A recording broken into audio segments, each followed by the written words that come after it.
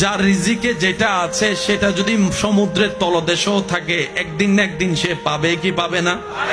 আর রিজিকে যদি না থাকে চোখের সামনে হাতের নাগালে থাকলো সে কখনো পাবে?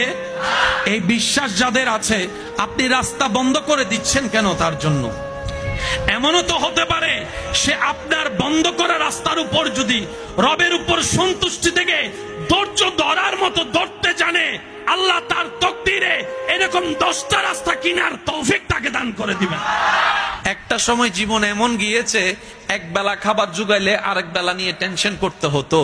আজকে সে ভাইয়ের ঘরের মধ্যে দেখেন বাজারের অভাব নাই, ফ্রিজ ভর্তি বাজার আছে, পকেট ভর্তি টাকা আছে। জিজ্ঞেস করুন, উনি বলবে আমি পরিশ্রম করেছি, রবের উপর ভরসা রেখে করেছি। সুবহানাল্লাহ। আমি কখনো হার মানি নাই, আমি কখনো ভেঙ্গে যাই নাই। জীবনের প্রত্যেকটা পরিস্থিতিতে আমি আলহামদুলিল্লাহ বলে রবের শুকরিয়া করে করে রবের উপর সন্তুষ্টি রেখে চোখ বন্ধ করে পথ চলতে গিয়েছি।